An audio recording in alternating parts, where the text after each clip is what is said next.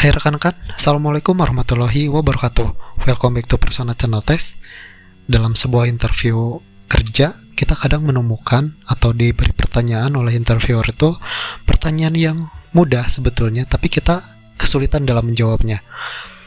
Nah, biasanya untuk pertanyaan-pertanyaan yang akan kita bahas ini yang ditanyakan oleh salah satu biro psikologi dengan klien-klien yang perusahaan yang baru yang memakai jasa mereka, dan pertanyaan-pertanyaan yang mereka pakai itu hampir semuanya sama. Nah, biasanya ini dipakai oleh Grasio. Kita fokus ke Grasio. Itu si biro psikologinya atau jasa development karyawannya. Nah, pertanyaan-pertanyaan yang ditanyakan itu seperti apa, kita akan bahas dalam video ini. Tapi sebelumnya jangan lupa subscribe channel ini agar kalian dapat manfaat dari channel ini. Oke, langsung ke pertanyaan-pertanyaannya. Apa saja sih yang ditanyakan oleh Grasio ini, biro psikologi Grasio ini? Nah, di sini ada pertanyaan yang pertama. Apakah yang paling Anda cari dari sebuah pekerjaan? Kenapa? Nah, di sini pada dasarnya pewawancara ingin tahu apa tujuan Anda sesuai dengan visi dan misi perusahaan. Jawaban Anda juga memungkinkan pewawancara untuk melihat apakah keterampilan dan minat Anda membuat Anda menjadi kandidat yang terbaik untuk pekerjaan Anda. Ini yang ingin didapatkan dalam interview ini. Nah, biasanya yang saya jawab sendiri, biasanya saya selalu lolos dengan pertanyaan-pertanyaan ini.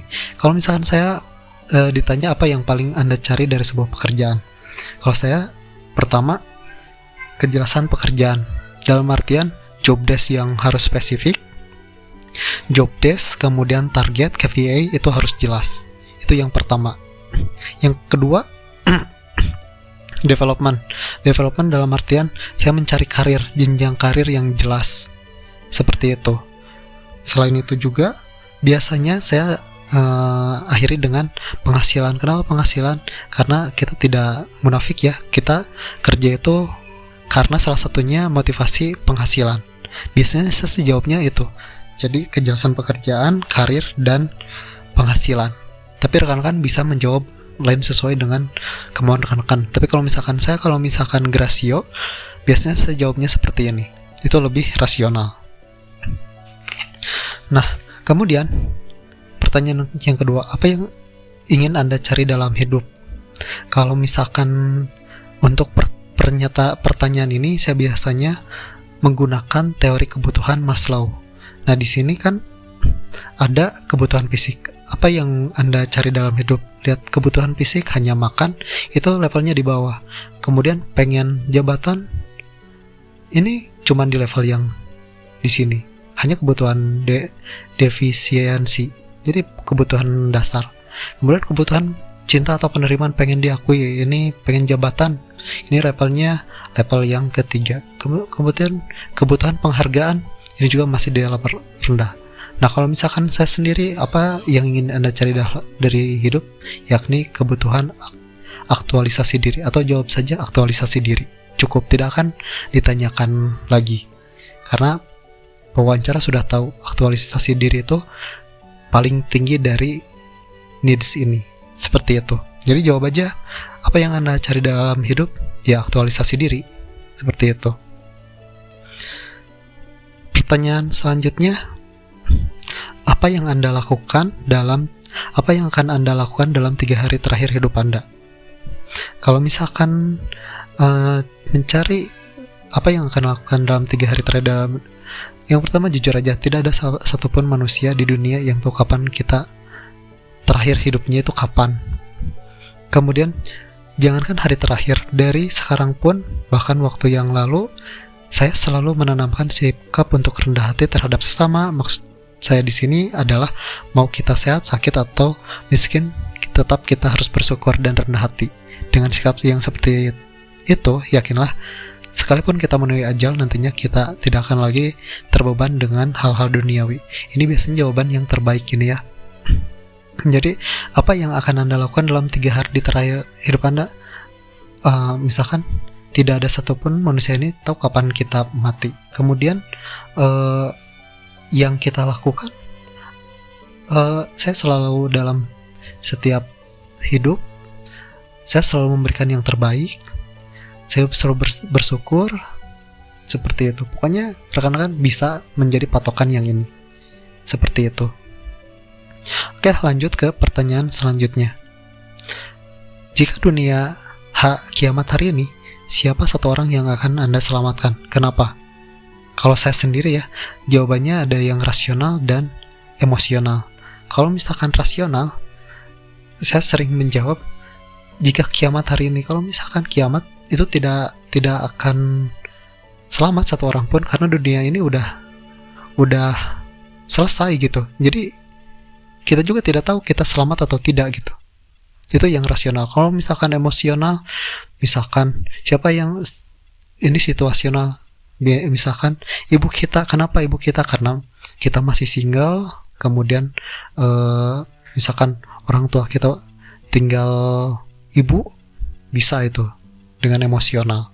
Tapi saya selalu menjawab dengan rasional untuk jawaban ini. Jika dunia kiamat hari ini, siapa satu orang yang akan Anda selamatkan?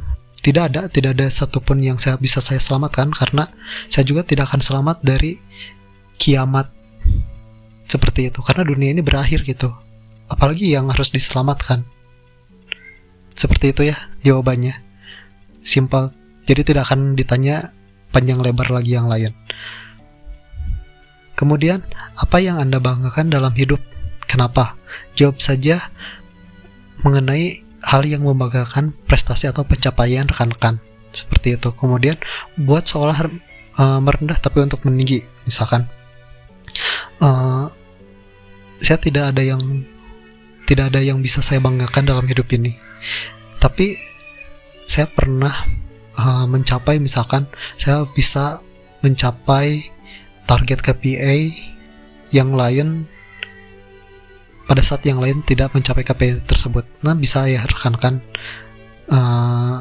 jawabnya seperti ini. Kemudian, apa yang Anda sesali dalam hidup?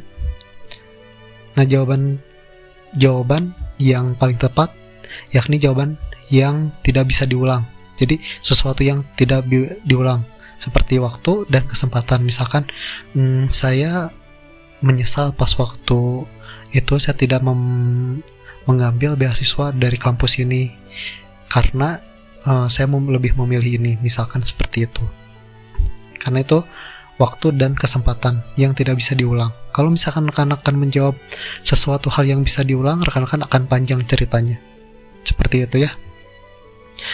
Nah, untuk kelebihan, biasanya suka ditanyakan 5 kelebihan Anda apa saja.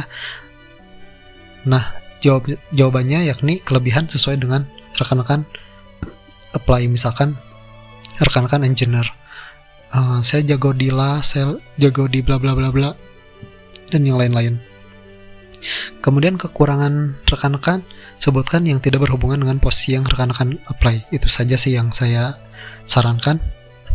Hal apa yang membuat kami harus memilih Anda dibanding dengan saingan yang lain? Nah, promosikan skill, pengalaman, studi, minat, bakat Anda sesuai dengan posisi yang rekan-rekan apply. Jadi sedikit promosi sombong lah di sini.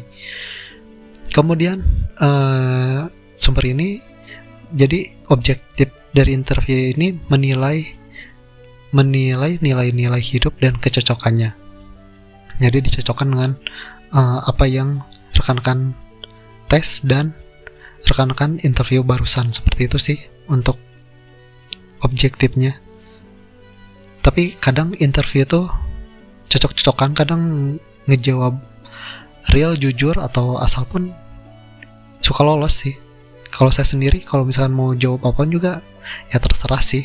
Yang penting rekan-rekan, apa yang rekan-rekan bicarakan itu sesuai dengan hasil tes. Kalau misalkan saya sendiri, kalau misalkan ini biasanya banyak pertimbangannya. Seperti itu ya. Mungkin untuk interview kali ini atau penjelasan interview kali ini cukup sekian. Mudah-mudahan bermanfaat. Wassalamualaikum warahmatullahi wabarakatuh.